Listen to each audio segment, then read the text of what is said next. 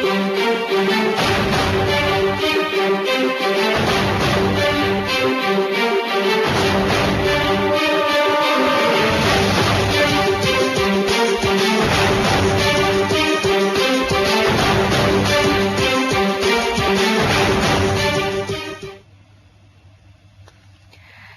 সামগ্রিক অর্থনীতি উন্নয়ন এবং শেয়ার বাজার নিয়ে এটিএন বাংলায় প্রচারিত এটিএন বিজনেস অ্যান্ড ফাইন্যান্স অনুষ্ঠানে সবাইকে আমন্ত্রণ জানাচ্ছি আমি ইসমা জারিন খান।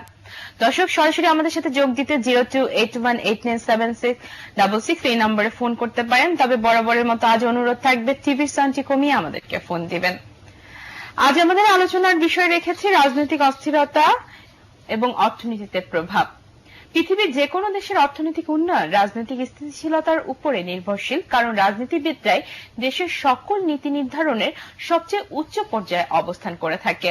আর রাজনীতিবিদদের সুস্থ নির্দেশনা একটি দেশকে অর্থনৈতিকভাবে এগিয়ে নিয়ে যাওয়ার প্রধানতম শক্তি হিসেবে কাজ করে। আমরা যদি আমাদের আশেপাশে কয়েকটি দেশ দেখি, থাইল্যান্ড, মালয়েশিয়া, সিঙ্গাপুর, এসব দেশের অর্থনৈতিক উন্নয়নের ধারা পুরোপুরিভাবেই রাজনৈতিক নেতৃত্বের কারণেই সম্ভব হয়েছে। সুস্থ ও দক্ষ রাজনৈতিক নেতৃত্বের কারণেই সফল হয়েছে একটি দেশ। আর অপরদিকে শ্রীলঙ্কা, বার্মা, পাকিস্তান, নেপাল, এদের অর্থনীতি সেভাবে এখনো উন্নতি হতে পারেনি। এর প্রধানতম কারণ রাজনৈতিক অস্থিরতা। আজকে আমরা রাজনীতি এবং অর্থনীতি কিভাবে হাতে হাত দিয়ে চলে এবং এর জন্য একজন রাজনীতিবিদ এবং একজন অর্থনীতিবিদকে আমাদের সাথে পেয়েছে। শুরুতেই পরিচয় করে দিচ্ছি গোলাম মাওলা রনি, সংসদ সদস্য। এরপর যিনি রয়েছেন ডক্টর আহসান মনসুর, অর্থনীতিবিদ। দর্শক, সরাসরি আজকের অনুষ্ঠানে চলে যাচ্ছি আমরা। আপনাদেরকে স্বাগত আমাদের অনুষ্ঠানে। আজকে আমরা একটু ডিফারেন্ট টপিক নিয়ে আলোচনা করতে যাচ্ছি, যেটি আসলে রাজনীতিবিদ যারা রয়েছেন বা রাজনীতিবিদ যে নীতি নির্ধারণী হিসেবে কাজ করছেন তাদের হাতে আমরা জেনে থাকি যে অপার ক্ষমতা। অনুষ্ঠান শুরু হওয়ার আগে আসলে সেভাবেই কথা হচ্ছিল। তো এই যে ইদানিংকালে দেশের যে বিনিয়োগ পরিস্থিতি আমরা দেখে থাকি যে রাজনীতি, হরতাল, রাজনৈতিক অস্থিরতা সবকিছু মিলিয়ে আসলে বাংলাদেশের অর্থনৈতিক পরিস্থিতিকে একজন রাজনীতিবিদ হিসেবে আপনি কিভাবে মূল্যায়ন করছেন? আসলে রাজনীতিবিদদের নিয়ে একটা মিথ কাজ করে, মনে করা হয় যে তাদের হাতে অপার ক্ষমতা।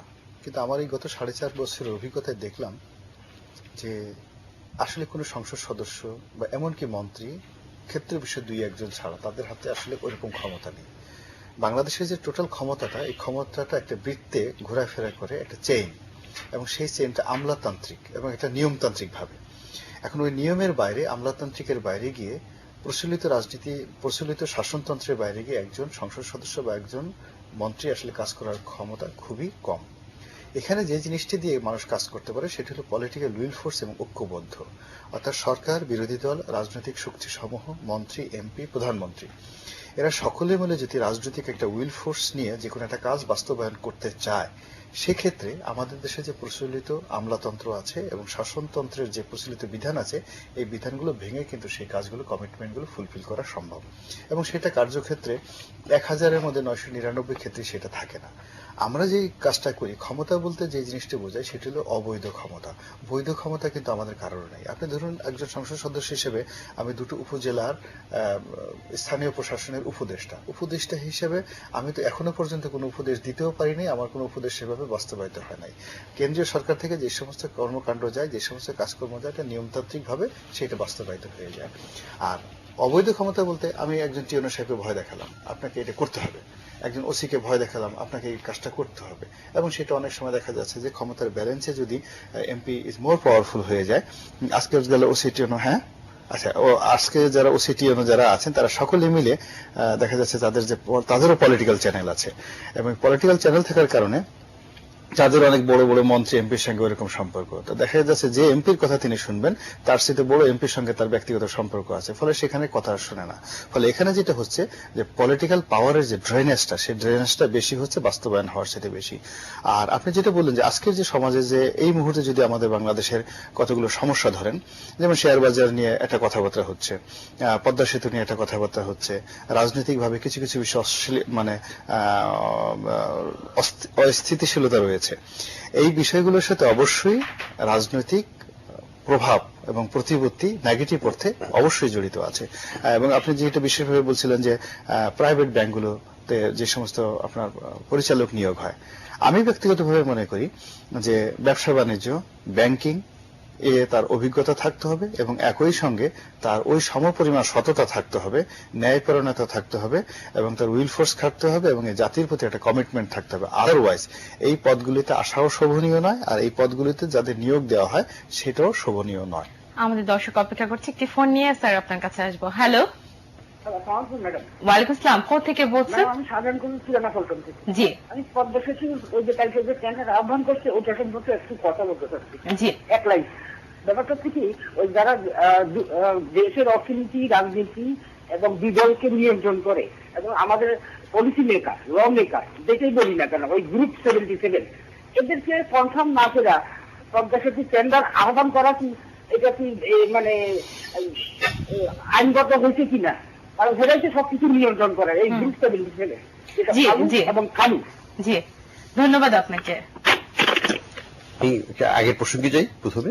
আগে একটু দর্শকের প্রশ্নের উত্তর দিয়ে তারপর আমরা আচ্ছা, দর্শকের প্রশ্নের উত্তর শুধু আমি এটুকুই বলবো যে পদ্মা সেতু নিয়ে সংসদের বাইরে, সংসদের ভিতরে সব জায়গায় আলোচনা হয়েছে, সরকারের উচ্চ পর্যায়ে আলোচনা হয়েছে এবং টেন্ডার ইস্যু করাটার মাধ্যমে সরকার চাচ্ছে তাদের রাজনৈতিক যে অঙ্গীকার সেটা ফুলফিল করার জন্য ইলেকশনের আগে। সম্ভব হবে কি হবে না সেটা সময় বলে দিবে অবশ্য, এই ব্যাপারে আমারও নিজস্ব সন্দেহ আছে, কিন্তু প্রক্রিয়াগতভাবে এটা নিয়ে আমি কোনো প্রশ্ন করব না। একজন সংসদ সদস্য হিসেবে তিনি তার অবস্থান যেভাবে মূল্যায়ন করলেন, আমরা প্রতি সংসদ সদস্যকে খালি চোখে আসলে যেভাবে দেখি অপার ক্ষমতার অধিকারী, তিনি বললেন আমাদের হাতে ক্ষমতা খুবই কম, কিন্তু আমরা দেখি যে ক্ষমতা তাদের হাতে কিন্তু এতটাই বেশি যেখানে আসলে আমলাতান্ত্রিক জটিলতায় সবকিছু আটকে যায়। এই যে রাজনীতিবিদদের কুৎসিত আচরণ, এই কুৎসিত আচরণে আপনি যদি একটু বলতেন যে আসলে অর্থনীতি কিভাবে ক্ষতিগ্রস্ত? এখানে এটাকে আরেকটু বৃহত্তর প্রেক্ষাপটে দেখা উচিত, কারণ আমাদের দেশে যেটা হয় অ্যাকাউন্টেবিলিটি এটা সাধারণত শুরু হয় উপর থেকে এটা নিচে নামে। এখন উপরে যদি অ্যাকাউন্টেবিলিটি না থাকে ক্রমান্বয়ে এটা নিচের লেভেলে চলে এসে সংসদ পর্যায়ে তখনও এই জিনিসটার প্রভাব পড়ে। রনিশা যেটা বললেন সেটা ঠিকই যে আইনগতভাবে ওনাদের ক্ষমতা কিন্তু সীমিত। মনে না করলে আমাদের কানাডার একজন দর্শক আছে লাইনটি, উনি নিতে বলছেন যে কোনো মুহূর্তে কেটে যাবে, একটু ফোনটি নিয়ে বসেছি। হ্যালো হ্যালো হ্যালো, আসসালামু আলাইকুম। ওয়ালাইকুম আসসালাম। দর্শক আমরা শুনতে পাচ্ছি, আপনি প্রশ্নটি করুন। আচ্ছা, আমি টরন্টো থেকে, কানাডা থেকে বলছি। জি, আমার একটা কথা হলো, আমি দেশ ছাড়ছি সেই 90 সালে। আমার ছেলে পেলে এখানে জন্ম, ইউনিভার্সিটি কমপ্লিট হয়েছে। এখন বাংলাদেশের অনেক লোকজন বাইরে জন্ম বা বড় হচ্ছে, যেমন আনোয়ার চৌধুরী আপনার হাই কমিশনার হয়েছিল। আসসালামু আলাইকুম। জি আমরা শুনতে পাচ্ছি। জি, আমি বলতেছি যে কথা পড়ে যায়। আমরা শুনতে পাচ্ছি, আপনি বলেন। বাংলাদেশের লোকজন অনেক বাইরে বিভিন্ন জায়গায় আছে, যেমন আমি 90 সালে দেশ ছেড়েছি, কানাডাতে থাকি। আপনি আপনার স্পেসিফিক প্রশ্নটি করুন। আমার কথাটা হলো যে আপনাদের এখন দেশের যে আমি 90 সালে দেশ ছেড়েছি, আমার ছেলে পেলে এখানে ইউনিভার্সিটি কমপ্লিট করেছে, তাদেরকে যদি বলি বাবা অমুক নেতার নাম কি, অমুক নেতার নাম কি, ওরা বলে আই ডোন্ট নো। এখন এইভাবে যদি এই এত বছর চলতে থাকে, হ্যাঁ, আস্তে আস্তে তো মনে করেন এই বাইরে যারা আসে দেশের লোকজন, হ্যাঁ, এরা তো একদিন মনে করেন দাঁড়াই যাবে, যখন এদের গ্লোবালের সাথে যোগাযোগ হচ্ছে, এত বিপদে পড়বে। বাংলাদেশের যতই নেত্রী বলেন, আনোয়ার শেখ দেখেন নেই, সেই কিন্তু 2 নেত্রী জেলে ঢুকাইছে, হ্যাঁ, সে কোর ইঞ্জিনিয়ার। জি জি জি, ধন্যবাদ আপনাকে ফোন করার জন্য। জি, আমরা আগের প্রশ্নের উত্তর আগের প্রশ্ন যাই ফেরত, সেটা হচ্ছে যে এখানে যে সরকারিভাবে কিন্তু খুব সীমিত ক্ষমতা এমপিদের হাতে, এবং সাধারণত সেটাই থাকে, কারণ ওনাদের দায়িত্ব হচ্ছে আইন প্রণয়ন করা এবং আইনের বিচার বিশ্লেষণ করা এবং সেই বিষয়ে জাতির স্বার্থ এবং দেশ নিজের কনস্টিটিউয়েন্সির স্বার্থ অবশ্যই দেখতে হবে, সব মিলিয়ে একটা উপস্থাপন করা। কিন্তু সাধারণভাবে সেটা হয়ে ওঠে না আমাদের দেশে। আমরা দেখি যেটা এক ধরনের কি বলবো লোকাল একটা পাওয়ার স্পেয়ার তৈরি করার ব্যাপারে ব্যস্ত থাকেন বেশি, যে কারণে এই ধরনের একটা ইমেজ তৈরি হয়। কিন্তু আমি যেটা আসল যে জিনিসটা বলবো সেটা হচ্ছে যে অর্থনৈতিক প্রেক্ষাপট চেঞ্জ করতে হলে রাজনৈতিক ব্যক্তিত্বর লিডারশিপ ছাড়া কিন্তু এটা সম্ভব নয়। দুনিয়ার কোন দেশে এটা হয় না। সেই লিডারশিপ অবশ্যই শিক্ষিত লিডারশিপ। অবশ্যই আমি যদি দেখি চায়নাতে দেখি টেং সিয়াওপিং এর কথা আমি বলবো, আমি যদি দেখি এখানে কিন্তু গণতন্ত্র না গণতন্ত্রের ইস্যু নয়, এখানে হচ্ছে visionary leadership from people in পাওয়ার। এটা হচ্ছে মোস্ট ইম্পর্টেন্ট থিং। আমরা যদি সিঙ্গাপুর দেখি, আমরা যদি তাইওয়ানকে দেখি, আমরা যদি কোরিয়াকে দেখি, মালয়েশিয়াকে দেখি, মালয়েশিয়া তো ডেমোক্রেটিক, কিন্তু তো এখানে আমাদের ইন্ডিয়াতেও দেখি। ইন্ডিয়াতে কখন হলো এই 1990 সালে মনমোহন সিং যখন ফাইন্যান্স মিনিস্টার হিসেবে আসলেন, but he was backed by political force.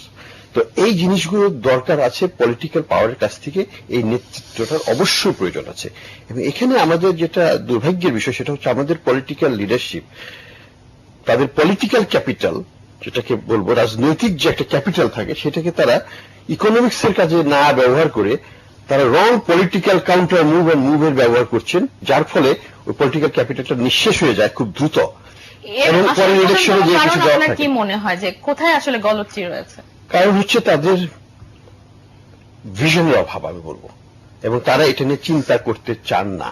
Day one থেকে আমি বলবো, সত্যি কথা বলি, আমাদের political leadership primarily focused on পরের ইলেকশন কিভাবে জিতব, ইলেকশনে যেটা পরের দিন থেকে জনগণের উন্নতি করে জনগণের জন্য ক্যাপিটাল খরচ। আমি এক্সাম্পল দিই, আমাদের নেতৃত্ব, এই নেতৃত্বই যদি কয়লার নীতিকে বাস্তবায়নের জন্য কিছু পলিটিক্যাল ক্যাপিটাল খরচ করতো, ভালো হতো আমাদের জন্য। আমাদের এই নেতৃত্বই যদি আমাদের গুড গভর্নেন্সের জন্য দরকার হলে প্রয়োজন মতো সিলেক্টেড এমপি সাহেবদেরকে শাস্তির ব্যবস্থা করতেন বা তিরস্কার করতেন, শুধু তিরস্কার, শাস্তি হলে অসুবিধা, তাহলেও কিন্তু আমরা দেখতে পারতাম পরিবর্তন হতো। এই যুবলীগ, আওয়ামী লীগ, যুবলীগ, ছাত্রলীগের যে অপকর্ম হয়েছে সেগুলো জায়গায় জায়গায়, আমি সব জায়গায় বলবো না, কিন্তু যেখানে হয়েছে সেখানে দৃঢ়ভাবে পদক্ষেপ নেওয়া উচিত ছিল। তাহলে কিন্তু পলিটিক্যাল ক্যাপিটালটা থাকতো সরকারের হাতে দৃঢ়ভাবে, সেখানে না করে এটাকে প্রশ্রয় দেওয়া হয়েছে। ফলে পলিটিক্যাল ক্যাপিটাল ওই একটা এই আমার চাপটা যে ছিদ্রি থাকে দ্রুত ওখান থেকে বের হয়ে যায়, যে কারণে পরের ইলেকশনে যে সরকার থমকে যায় এবং জেতার কোনো সম্ভাবনা থাকে না। এটাই আমাদের সবচেয়ে দুর্ভাগ্য। আমরা একটা ফোন নিচ্ছি। হ্যালো হ্যালো হ্যালো, ওয়ালাইকুম আসসালাম। কোথা থেকে বলছেন? পটুয়াখালী থেকে। জি, নাম কি?